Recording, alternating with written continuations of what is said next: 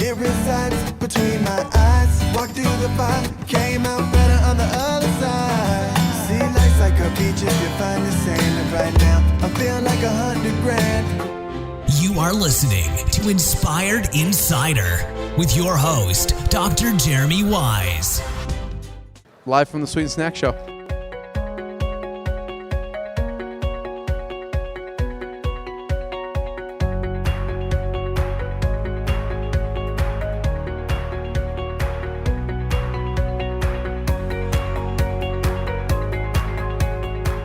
Dr. Jeremy Wise here. We're live at the Sweet and Snack Show. I bumped into my friend Aaron here. And Aaron, well, first of all, context, Aaron and I played basketball together. He's one of the best pure jump shooters I've seen.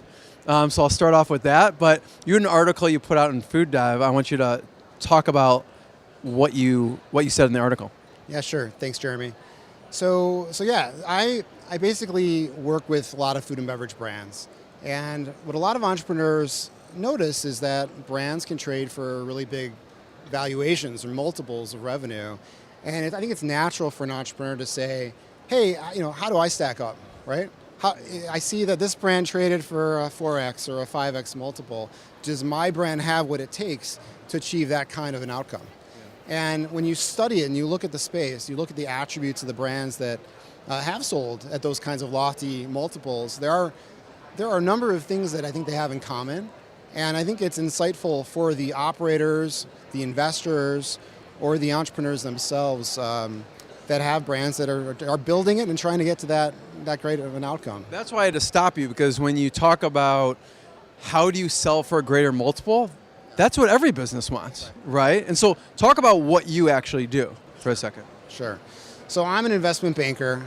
I work with brands in the food and beverage space, and I help them run a competitive process that allows them to get the best outcome. Now, the best outcome might mean the highest price. That's normally the case.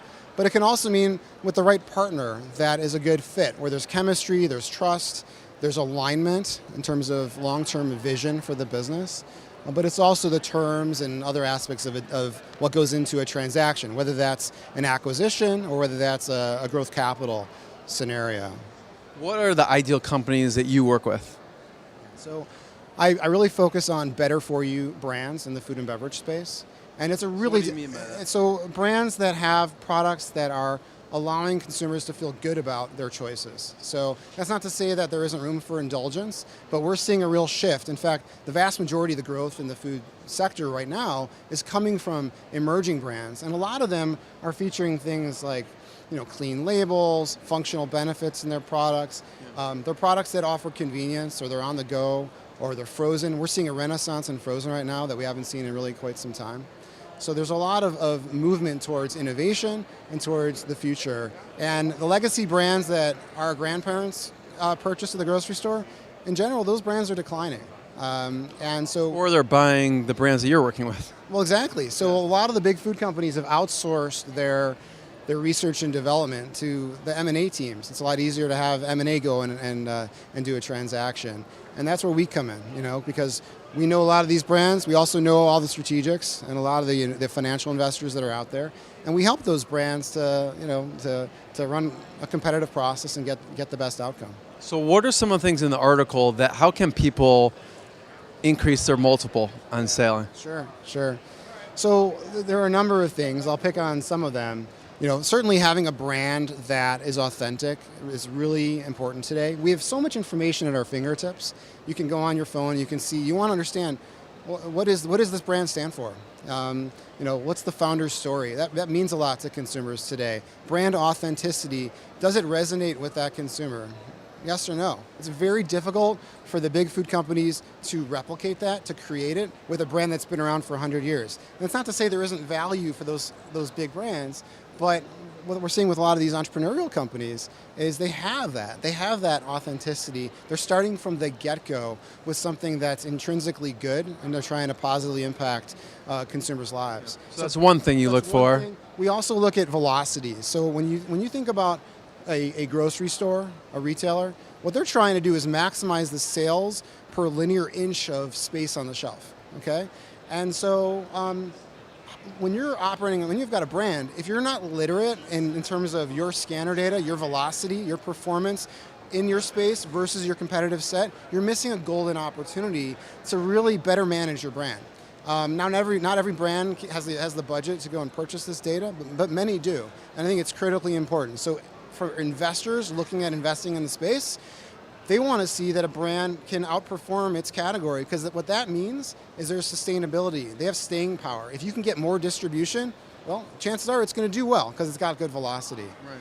So authenticity, velocity, what else? I would say gross margins. It varies by category, but in general, People out there right now, Aaron, are taking copious notes. I already know, so keep going. Yeah. well, gross margins are really important because there's a lot of brands that will subsidize their growth and slotting fees and promoting and playing that game. And that means they might have negative EBITDA for a period of time until they scale and can cross over. But look, if you can generate 40% gross margins as a thumb in the wind threshold or higher, that is really important. Investors like to see that. And what that means is as it scales, there will be the opportunity to generate good profitability at the EBITDA line. But what it also means is you've got validation that there's something special about your brand and your products that allows you to command a price point where you can generate a healthy gross margin.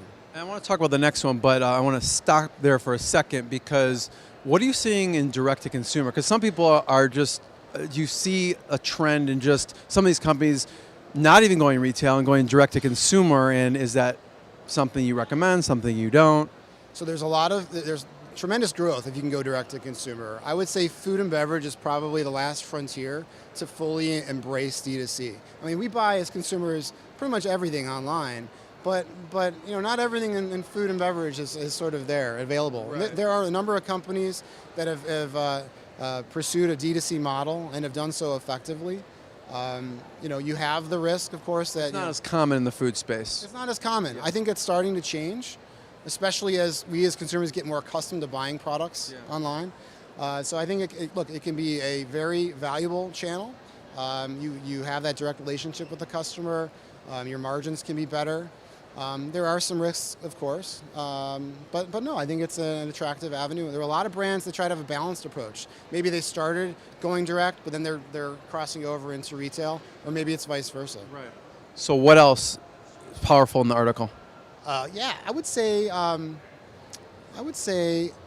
when you think about your business and you think about the future potential, what investors are looking for is, does this brand have the ability to scale? So if you're a 50 million revenue business today, can it be 100, 200, 300 or more? And if so, what's your conviction as an entrepreneur about your plan to go and make that happen, right? How are you going to do it? Is it through more distribution? Is it going to be through extending your brand into other adjacent categories? Every business has a different plan in place, but I would say that's where we can come in. We work with founders, we work with owners of businesses to develop that plan and to articulate that when they're getting ready to sell their business. Yeah, so they need to have a direct plan for scaling and give that possible acquiring company an upside and what the future looks like. But there's a word of caution. One of the things I talk about is it's really important to focus on your core. One of the traps a lot of entrepreneurs fall into is they try to do too much too quickly. They have ideas, I want to do this product and that product and that, and before you know it, it's hard to have focus. And I think it's important for a strategic buyer in particular to see that there's a focus on the core, I call them power SKUs, and go prove it out. Go expand your ACV, your distribution for those power SKUs, and then innovate, launch the next line. Prove that out. It's okay. It doesn't mean you can't have lots of ideas. It doesn't mean you can't have a product roadmap or pipeline. I think that's critically important, but take it in steps. And these are generalizations. There's many examples of people that have gone really broad and have been successful. But whether it's That's the typical advice you hear as far as focusing in, because especially resources-wise too. Like you spread yourself too thin, that you get people in trouble too. But it's a balancing act, because if you want to get credit for your next idea, your next product line, your extension, a buyer is going to say, well, prove to me that it can do well. Prove to me, number one, that your brand can travel beyond your core. Yeah. But then prove to me that this idea that you have is going to They want both. They want both. Yeah. So what I would say is focus on the core, but start testing some of the newer ideas that you have on a small scale. As that initial power SKU or core product line is rolling out, start to think about the next thing. And the more you're able to demonstrate that it has legs, then you'll get credit for it. So Aaron, I don't know if you can talk about this, if there's like NDAs or whatever, don't. But I'm curious from your past, what's been some interesting stories that some companies you've worked with, Sure. and what happened? Sure. And if you can't mention names, just say No. in general, whatever. But Right. I think it'd be interesting just to hear one or two of those. Yeah, so one example, a recent transaction where I advised was Bantam Bagels. So for those that don't know it, this is a frozen company, frozen food company. They started with mini bagel balls, and you may be familiar with them in Starbucks. And Shark Tank. And Shark Tank. It was a Yeah. husband and wife team. Nick and Elise Oleksak started this business, and they quit their jobs on Wall Street because Nick had the idea in a dream one night for bagel balls stuffed with cream cheese. And they opened up a I don't dream about that. yeah, it's pretty unbelievable. But they went for it, and the thing took off. They got on Shark Tank, did a deal with Lori, got into Starbucks nationwide. They're the only third-party brand, to my knowledge, in the bakery set at Starbucks, which is really quite an accomplishment. People then tried it, loved it, and said, "Well, where can I buy it elsewhere?" And so that drove pull-through demand into grocery stores. Once they got into grocery, I started talking to them, ran a process. They were looking to bring on an investor to do an investment, but they were also considering a strategic buyer. But one of their big things was, we see so much growth ahead for this business. How do we as operators of this business continue to benefit from that upside? We ended up selling the business to a publicly traded company, strategic buyer, Team Marzetti. And it's a home run outcome for everybody. Everyone's happy. Nick and Elise continue to run the business, They do, which is rare these days. It is. Marzetti really wants them to be entrepreneurs, and they want that to, frankly, their entrepreneurial hustle and spirit to percolate their organization. Yeah. So it's a great outcome.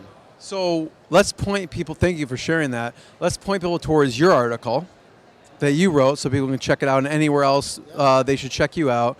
And at the end, I want to talk about, who should be contacting you? Like what level should they be at if they want to work with you or do something with you? So let's first point them towards your article and anywhere else online. Okay. Yeah, so the article is it was picked up by Food Dive under their op-ed. So feel free to go to Food Dive's website and the op-ed section, and you'll see it in there. And then it's also on our website. I work for Lincoln International. We're a mid-market investment bank, a global firm. And you can go to Aaron Goldstein, you can go to my bio, and it should be linked right there. Yeah, there should be a tagline, best pure jump shooter there. So who should be reaching out to? Yeah, so I would say if you are the owner of a business in the food and beverage space, and you're thinking about raising some capital, you're thinking about selling your business at some point down the road, I'd love to talk to you. What level should they be at? I talk to companies when they're very early. One of the dynamic things about the sector is companies can scale very, very quickly. Yeah. But in general, we're selling businesses that have enterprise values from 40, 50 million on the low end to 5, 6, 700 million. We'll go above that as well when we start to kind of run into larger investment banks at that point. Yeah. All right. Yeah. Check it out. Thanks, guys. What I got, you can't buy. It resides between my eyes. Walked through the fire, came out better on the other side. See, life's like a beach if you find the sand. And right now, I feel like 100 grand.